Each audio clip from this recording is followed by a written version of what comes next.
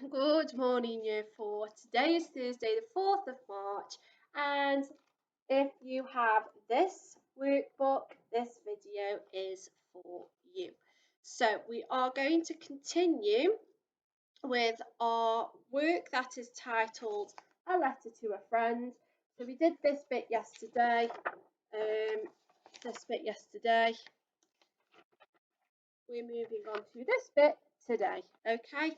So we're looking at just this page, so page 10 today.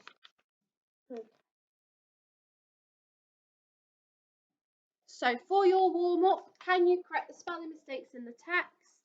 So pause the video here so you can get a screenshot of the writing on the board, and make sure that you can identify and correct the spelling mistakes. So I was really serious when I said that I wanted to go and play outside with my friends. Mum wouldn't let me because she said that I had to stay in and finish my homework before tea. So can you spot the spelling mistakes and can you write them down correctly for me, please? So get your brains warmed up for this morning. Okay, so very quickly, we're just going to recap what we learned yesterday about formal and informal writing, but instead I'm going to just quickly go over some different types of language that we might use when we look at writing formally and informally, okay? So, informal texts would be things like letters to friends. So literature circles would be like a reading group where you share different thoughts and ideas. A small group discussion with classmates. So when you have little conversations in the morning about RSE questions, those types of things. Conversations with people you know well. So it might be that you're really excited to get back into school, that you have a conversation with your best mate that you haven't seen in over 2 months. Okay, and then you've got your formal writing, so that would be a written report, a speech or a presentation. You might write a letter to complain about something. You're going to be formal when you go to a job interview. It might be a conversation with someone that you want to impress, or someone that is higher up than you where you work, or someone that you think has authority. So it could be an adult that you might look up to. So it could be that you speak to your teacher a little bit more formally than you would your friends. It could be that Miss Prince speaks to Mrs. Beckett a little bit more formally than she would Miss Chafe or Miss Coldclough, okay? So it's all about the different types of language and situations that you are in that allows you to decide whether you use formal or informal language, okay? And we've got some examples here. So examples of formal language would be, how are you doing? I'm writing to inform you. I regret to inform you of. I look forward to meeting you next week. An example of informal would be something like, what's going on? Just a note to say, I'm sorry to tell you that, and see you next week, okay?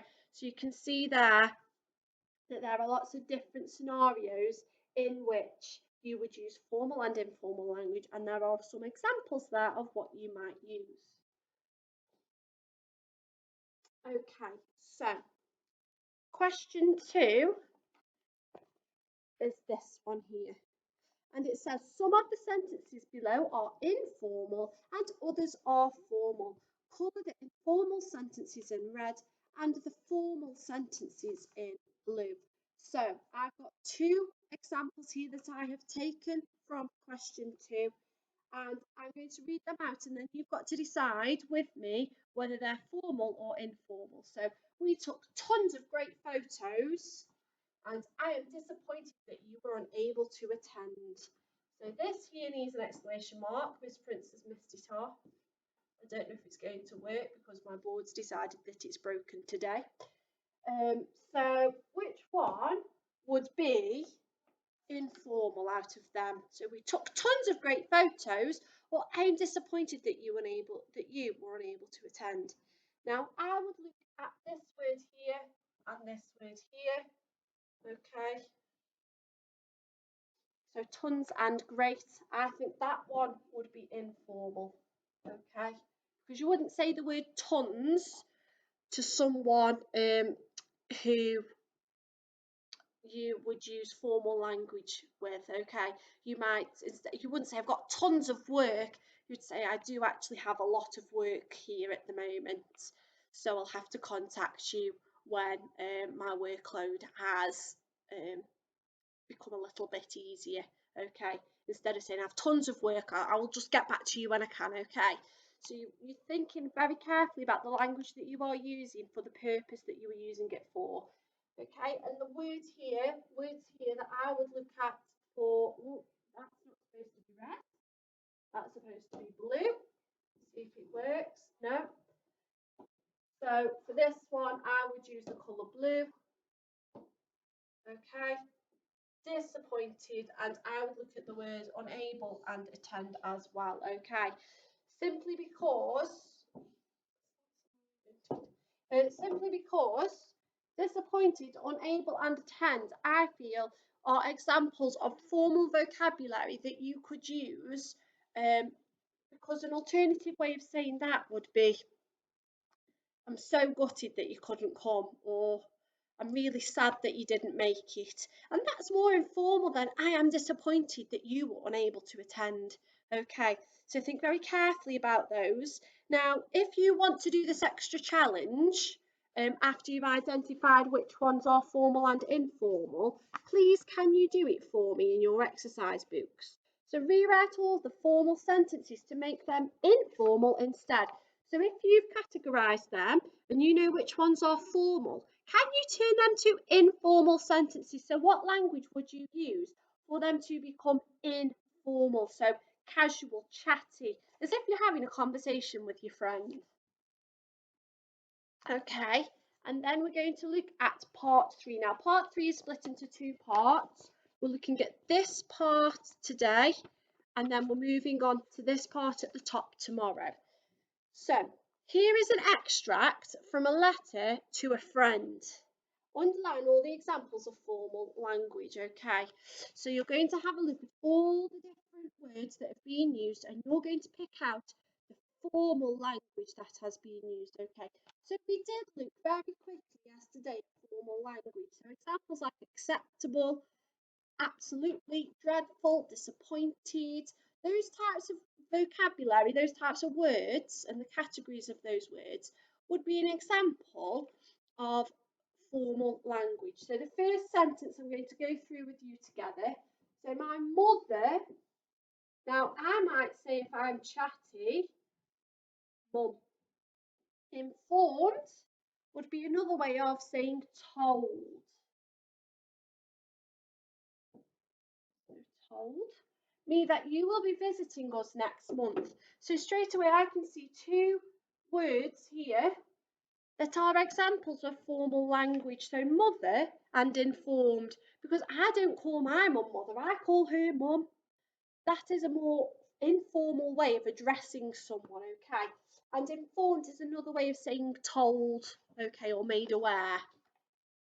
So for today, your job is to categorise these different statements and colour them in either red or blue. To do the extra challenge when you've done that, and take all of the formal sentences and make them informal. And then you're going to go through this extract with a highlighter, a coloured pencil, whatever it is that you've got to use, that's fine. And you're going to pick out all the examples of formal language. Now, I have already done the first sentence with you.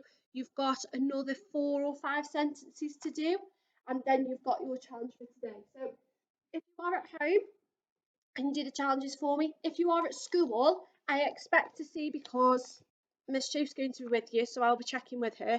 I expect to see that you do this extra challenge here on question 2. Okay, I expect to see it in your books, and I will make sure Miss Chief knows. Okay.